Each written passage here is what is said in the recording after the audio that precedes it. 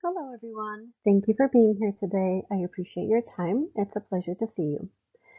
Throughout this term, we talked about how to start research. We talked about composing a draft research question and problem statement. The crucial step here is to start reading and looking for what's already out there regarding our topic of interest. Beginning to read will also be beneficial as it is the first step of writing literature review. It's never too early to start writing. In fact, waiting for the research component to be completed to write the literature review is too late. Then we learned about methodology, we discussed data and ethical concerns. Many of us in this program will be working with human subjects, and it is vital to consider the ethical implications.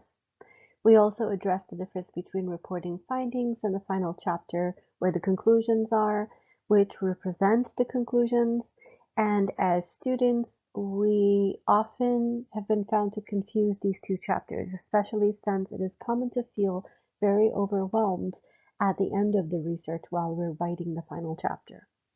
Lastly, we talked about the oral defense stage, its steps, how to compose it, what is expected, and how the process will occur.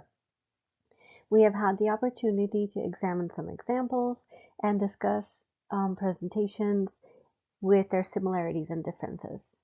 I have to say that I feel this was the most crucial chapter for me in this course. We have already taken a few research courses thus far, and give or take, we discussed similar topics, but it was the first time that we addressed the oral defense phase of research. Since the beginning of this course, I've been analyzing one dissertation in particular. This research was written in 2023 by Charles Bray, and the dissertation can be found in our library. I've taken it from the database ProQuest, to which you can get access through our institution's library. And in this presentation today, I'm going to address the oral defense stage of this research and kind of what it would look like. By using this dissertation as an example, I will present you my own takeaway, similarly to an oral defense. First, I must say the dissertation has been particularly interesting to me and beneficial, of course, because it is a good example and it is related to the topic that I would like to work on in a way. Moving on to today's agenda. We will talk about these sections in the dissertation I've been analyzing. Full disclaimer here. I have structured the presentation as if it represents an oral defense in some way, but since it is not my research, I will still keep my tone as a narrator while referring to the author and what they have provided to us in their dissertation. In addition, I will discuss my critical review with you. I would like to start by providing a general overview. Leidy and Armrod in 2019 explains that one of the most essential steps in any research is conveying the message to the scientific community. The oral defense is the beginning of this communication. Similarly, Roberts in 2010 described the dissertation oral defense with the analogy of reaching the peak of a mountain, saying that this is one of the most satisfying moments of the climb where the hard work pays off.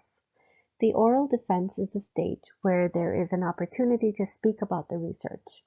The purpose is to demonstrate the ability to defend, advocate, and justify the research problem, methodology, findings, and conclusions. The defense usually occurs when each committee member and advisor agree and are on the same page. They will determine whether the researcher is ready to present. The defense not only reflects the reputation of the researcher, but also everyone involved in the organization. It is essential to practice with the advisor and, if possible, some of the committee members before the real defense occurs. It is vital to check formatting issues and grammar before presenting. Committee members usually take around 2 weeks, give or take, to review the final draft. Then a date, time, and place is determined. In the meantime, several requirements and procedures must be met. The textbook we used in class this term, which was written by Roberts in 2010, describes what a typical defense should look like. This is going to be a pretty valuable resource in the future when the time comes and we are actually defending our own dissertation. It's a good resource to keep aside, if you may. The researcher needs to arrive early, according to Roberts. For example, maybe at least 20 or 30 minutes early to be able to arrange the room properly, given that the defense is in person. It is common today to have online defenses, especially since the pandemic, and online education has advanced significantly. It has become a preference for many of us who have full-time jobs while attending school.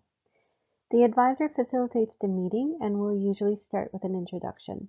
The advisor will then explain the purpose of the oral defense and the procedures to be followed. Following this introduction, the researcher will be able to provide an overview that includes the purpose of the study, the research questions, the literature, methodology, instruments, and data collection. In addition, the rationale for selecting this particular sample and the method of analysis should be explained. Significant findings and conclusions will be presented, and finally, recommendations will be discussed. It is essential to keep notes precise and not have numerous notes and an abundance of slides if a slideshow is being used. If the research passes the defense, there may be a request for revisions or no revisions at all. We have also been provided a valuable checklist to follow prior to the defense. For example, reading the dissertation carefully, not trusting that we're the ones who wrote it and taking it for granted that we know everything already. It's always a good idea to revise before participating in the defense. Staying up to date with the latest literature, anticipating which questions could come from the committee members, and determining the study's profound reflections on the field are also suggested. Preparing for all possible questions around methodology is vital. Finally, trying to relax and breathe is essential. Now, let's talk a little bit about the selected study. This research is a qualitative study. The research topic is diversity, equity, and inclusion, and the changes in management strategies in light of current events. The author states that, in light of recent events around the globe, corporations have begun to modify their businesses and their human capital management styles to adapt to values leading to fair and just treatment of everyone equally and being a little more inclusive than in the past. The study aims to conduct a phenomenological research to investigate these occurrences and the impact of these events on DEI approaches and management activities. The research question seeks to find the effects of events in 2020, 2021, and 2022, notably the COVID-19 pandemic, the murder of George Floyd, global justice protests, the Russian invasion of Ukraine, and the backlash fueled by political violence around the world on international DEI management efforts. The researcher seeks to answer the following research questions. How are diversity and inclusion defined? How can DEI success be measured in an organization? What strategies and practices can be implemented? And what methods can enhance the organization's DEI approach over time? Before the author provides us with the theoretical framework, they present some critical terms that occurs throughout the research and their definitions. These terms are ability, inequity, emotional intelligence, employee engagement, equality, equity, ethnicity, gender, human capital management, inclusion, inclusive leadership, intersectionality, non-binary, race, religion, sexual orientation, transformational leadership, and workforce diversity.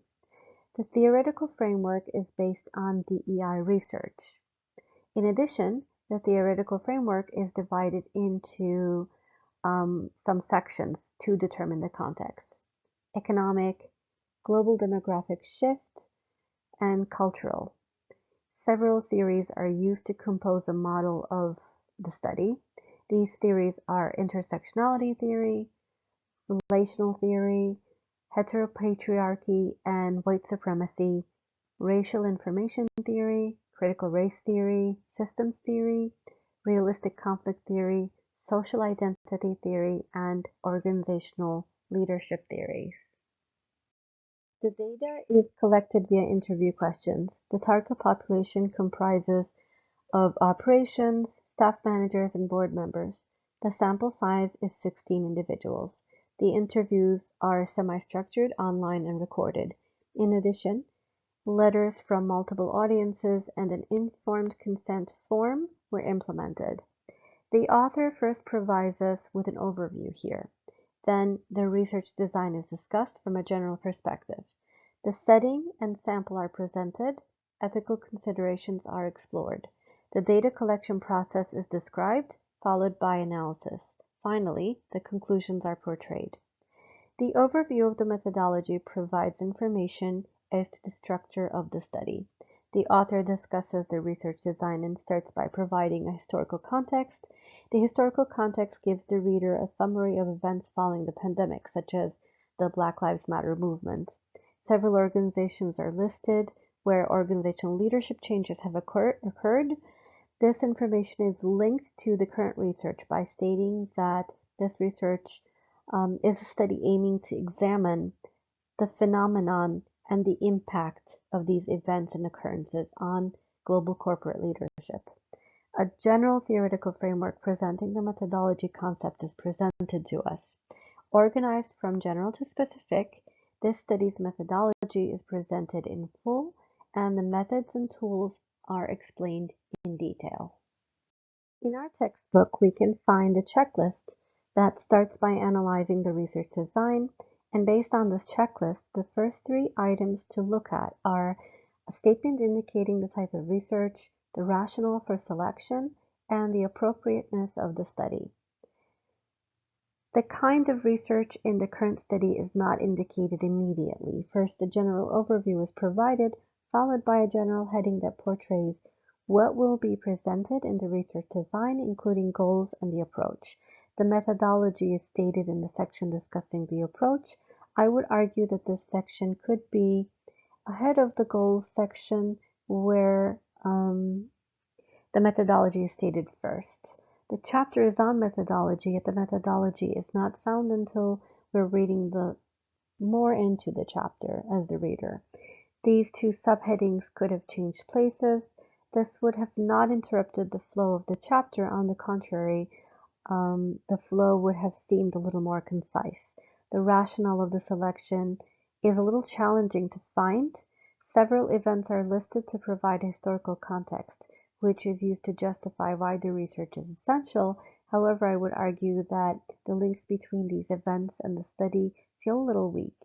We can guess these connections as a reader, but it would have been a little more convenient for these arguments to be made here. For example, the author discusses the pandemic, the murder of George Floyd, the annual Women's Movement March in March, and the war in Ukraine. Furthermore, it is stated that all of these events caused global protests, which is why organizations have started to rethink their DEI policies. The reason for this is not openly discussed, and it would have benefited the study to have a little more precise explanations, if you may. Finally, the appropriateness of the study is presented in the section by stating that the study is a contemporary research aiming to evaluate factors that highlight common themes found in the responses provided by the sample population to improve DEI effectiveness in the modern workplace, which is a needed practice today. The next step is to analyze the population or participants. The unit of analysis is composed of 16 individuals, like I pointed out earlier, and these people are in leadership positions. The qualitative study is based on interviews to generalize the findings. The researcher does not indicate that the results may not be generalized broadly. Details on the selection of the participants and criteria are provided. That is, we can find a description of the respondents, the number, where they're located, rationale of the selection, population size, criteria for inclusion, type of sampling used, the sampling procedures. In addition, this section is followed by the instrumentation, another category on the checklist. The research and supporting questions are presented in a table with an interview questions. This section is also where the reliability statements are found in the study. Reliability and validity are explored most effectively. The data collection and the data management are essential to the methodology section. These two subheadings follow the instrumentation in the study, and these sections are very efficient in the study. So what are some problems thus far? The only problem here is that there's no section with limitations before the summary. Since the author mentioned that the generalization could be problematic, a limitations section, it feels like it should follow this, and it's kind of expected. The external validity problem has not been addressed in the current study. As previously discussed, generalizing can be a little problematic, and in this study the sample size is quite small. Therefore, this is a problem and a limitation. The study makes broad statements based on limited information that threatens external validity. For this reason, I would argue that this problem should have been addressed under the subheading of limitations here as well. I know that the discussion on ethics wasn't really mandatory in this assignment, but I feel because we're dealing with human subjects, it is important to kind of talk about the ethics and their implications. The main ethical concern in this study is that the research involves human subjects, and for this reason, it is stated that IRB protocols and standards were followed. The author applied to the IRB before starting the research, which is the natural process. Ethical and professional and federal guidelines were followed. In addition, all participants were informed about and consented to the study. Another issue was the elimination of bias. The author was careful in taking precautions to ensure they were not leading the study in a specific direction and evaluating items subjectively to point out the data would be misleading or false. The study is concerned with 16 individuals, again, like we said before, human subjects, and these individuals are selected via some social media platforms such as LinkedIn and academic referrals. Not much detail is provided as to the selection process. The criteria is that these individuals are in leadership positions within a global organization operating in at least 2 countries and oversee a minimum of 25 members. The instrumentation is interviewing, and the questions are listed in the dissertation.